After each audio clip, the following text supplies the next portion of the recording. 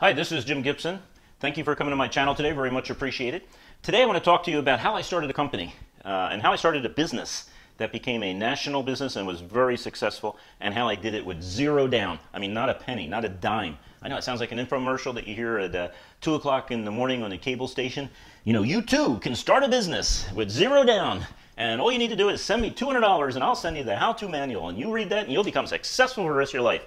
No, this is a true story. This is actually how I did it, and you don't have to send me $200 to get the full scoop, and you could figure it out on your own from there. But I really did start my business with zero down. I mean, zero. Nothing. I did not put a penny into my business. I started with zero down. And there was a reason why I started with zero down. Because I had 4 kids, and I had a mortgage, and car payments, and health insurance payments, and then food to feed 6 people, and things like that. So I wanted to start a business. I really did. I desired it. I'm an entrepreneur in heart, but I wanted to start this business, and I did not want to risk $1 into it. Now, I'm sure a lot of people out there are saying, well, you know, if you want to start a business, you got to put something into it. You got to go out and you got to mortgage your house. Well, my house was already mortgaged, so there was no mortgaging my house. But they say, you got to mortgage your house, and you got to spend $100,000, and you got to spend $1 million here, and you got to do that, and you got to hire this expert and that expert. Well, the bottom line is that 9 out of 10 businesses within the first 5 years fail. And mine didn't. Mine became very successful, multi-million-dollar corporation. Being in IT, information technology, we installed systems all throughout the United States, over 6,000 systems in every single state in the United States. So total 6,000, not 6,000 in each state, but 6,000 throughout the entire United States. And yes, I started it with nothing down. And it had to start with nothing down because I had nothing to put down. So I remember my first goal was to get a ladder. I remember sitting there thinking one time at lunch, I was kicked back somewhere in some lunchroom, and I had my little book with me, and I was sitting there saying, now if I want to start a business, what will I need? I said, well, obviously if I'm going to start an IT business where I'm cabling buildings and putting in IT equipment, I'm going to need a ladder to get into the ceiling. So I remember I thought, you know, I'm going to save as much as I possibly can, which is nothing, and I'm going to see if I can get a ladder. The first thing I'm going to have to get is a ladder. Well, I borrowed tools from people. I had, you know, obviously the basics. I had cable cutters, wire cutters, screwdrivers, pliers, flashlight, all those things. And so, but I decided that I'm going to need some other things. I'm going to need some equipment. I'm going to need some cable. I'm going to need some jacks. I'm going to need not only those things, but I'm also going to need some, you know, cable. You got to have cable. You start a cabling company, you got to have cable. But first thing I needed was a ladder. So I remember I started getting the word out to people that I wanted to do cabling and stuff like that for, you know, for anyone that needed, any business that needed cables behind the wall type of thing. So if you see the jack on the wall, that's the thing where I started. Started with just cabling small businesses. And, but again, I didn't have any money, you know, for the things I needed. I borrowed, you know, the butt set, they call it a butt set, which is, you know, a set that has dial on it so you can check for dial tone, things like that.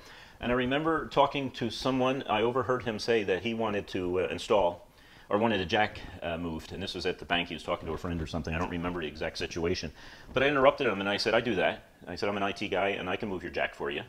And I'm glad it was move because I didn't have any jacks to sell them or any cable to install. So he told me where his office was, and I went out and I looked at it, and it was like, he had a jack on one end of this table and he wanted it on the other end of the table, and he asked how much, and I said $50. He said, okay, go do it. And I did it. It took me about 20 minutes and I got $50. And then I did 1 or 2 other simple jobs like that, and I got enough to buy a ladder. And then I did some more work with the ladder and the parts I had. And pretty soon I had enough work to keep me busy. Now, I was working full-time in an IT department, Burlington Air Express, one of the best companies I ever worked for. I loved my boss, loved the work that was there. I learned a lot while I was there. But I also worked for some other IT departments. But when I worked for Burlington Air Express, I told my boss what I was planning to do, that I wanted to start a cabling company, an IT company on my own. And of course, I'd do it after hours and on weekends, and I would not allow it to interfere with my day job. I did not quit my day job. That's some good advice. Don't quit your day job when you're starting a business. Make sure it's successful first. So she understood that, and she supported me in it, which I'm very grateful for even to today. In fact, she went around and started telling people what I was doing. So I had other people who were interested in it and hired me to put in a jack here and a jack there and a cable there. And, you know, I started doing some other things. I started getting some money, so I went out and I bought candy dishes. I had little candy dishes, and I put my business card, taped it to the bottom of the candy dish. And then I put Jelly Bellies in there and had a little lid on it. And I took it and I gave it to receptionists at business parks. And I asked the receptionist if, usually it was a she, And I said, look, if you have anyone moving in and they need, cabling, I can do the cabling for you. And of course, she would give me referrals, or these people would give me referrals. And of course, that when they got to the bottom of the Jelly Bellies, on my business card I wrote, if you need a refill, give me a call. Well, I didn't wait for the call for the refill. What I did is I would go out once a week and I would refill the Jelly Bellies and ask her who was moving into that complex. So I started with a $0, and I started working to the point to where I was working at least every night a week and most of the weekends. And but I still wasn't quite ready to go full-time in business, and I took my time. I was very careful about this, and maybe that was one of the reasons why I was successful. Started out with 0, learned my lessons at small jobs, and so I didn't lose large amounts of money, and I didn't have any employees at the beginning.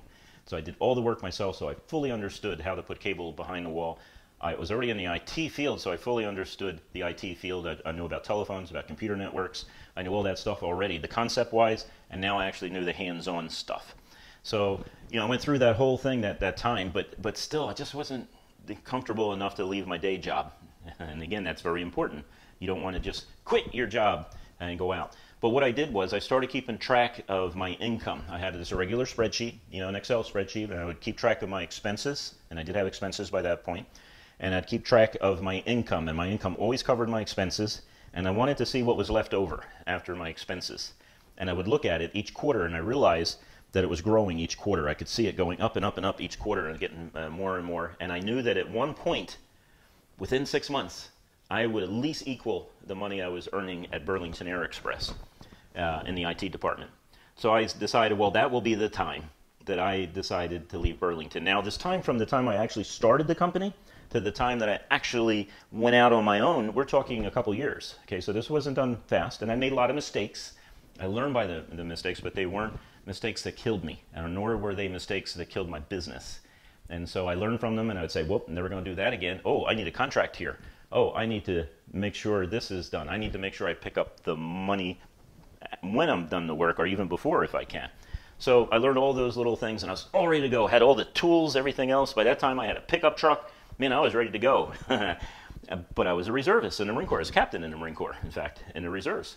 But I was an inactive reservist, which meant that I only had to show up once a year to make sure I had all my arms, legs, fingers, eyes, things like that, do a physical, and then I would go back to civilian life. And I had 1 day left. Yes, you guessed it. I got orders requiring me to report to the Marine Corps for the duration of Desert Storm. So I had to give up all my customers. Of course, all I had to do with my tools and stuff like that was just store them.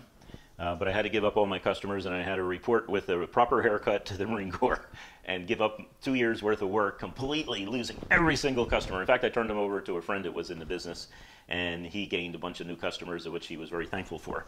But I just want to make sure that everyone understands I'm not a combat Marine. I don't want to ever take that away from my brother Marine Corps friends who actually went into combat and got shot at. I never got shot at that year, but it was one of the best years of my life, and I really appreciated it, and I loved it, and it was a good time. But I learned something, and what I learned was everything that I focused on in the first 2 years of starting this business made it easier for me to start the business a second time. So the most valuable thing I learned in those 2 years of struggling with making sure I was always in the black, making sure I never invested a dollar in the business of my own money. The business had to pay for itself. All that knowledge and all that experience and background helped me to restart the business and get it going within a very short time frame. And from there, once I got to the point to where, I got it back to where it was, which didn't take very long at all. And I learned a lot that year also, and decided that it was time for me to go out on my own. I thanked Burlington Air Express, gave them plenty of warning of the date I was going to be leaving. And I was always thankful for the job I had there. It was a gift from God.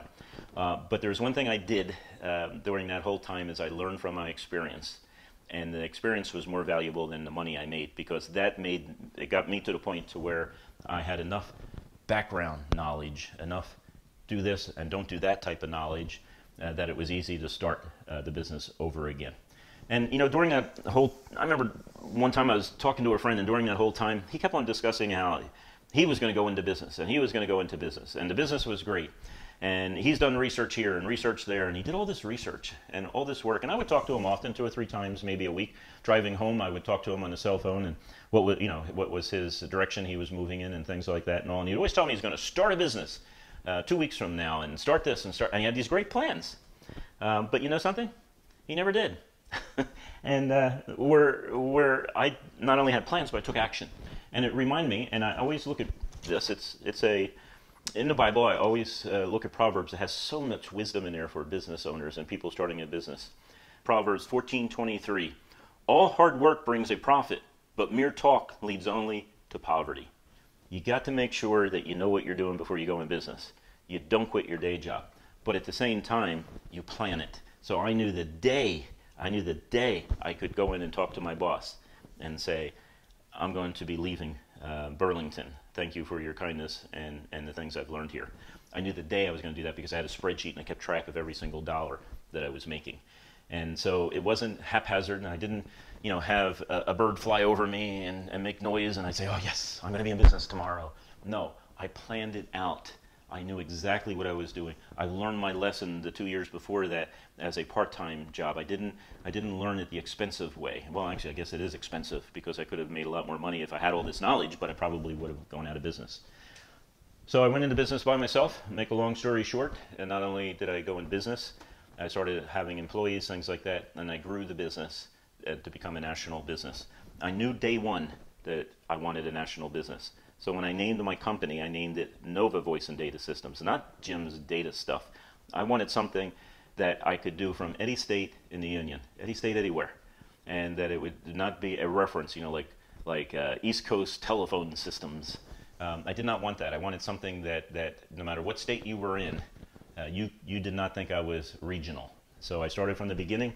Again, 6,000 installations, figured out how to manage many contractors to make sure the installations took place in a timely manner at the price that was agreed upon.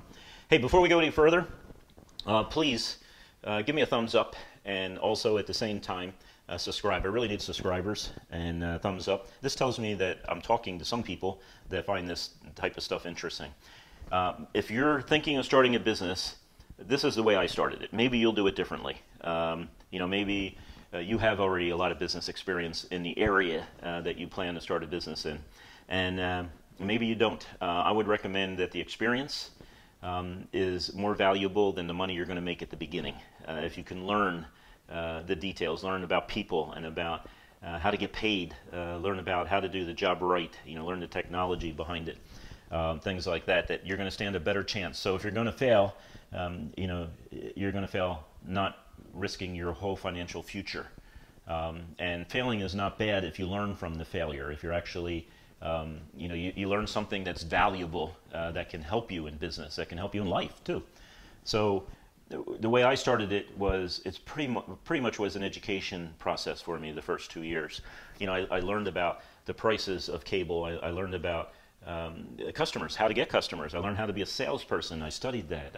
I took books. I read Zig Ziglar as much as probably his wife has read about him. He's a great salesman, by the way. And so, you learn things, but you learn to the point where you're building the foundation. And I can hear people say, well, you should fail big. No, that's a bunch of nonsense, fail big. No, don't be afraid of failure, so take risks.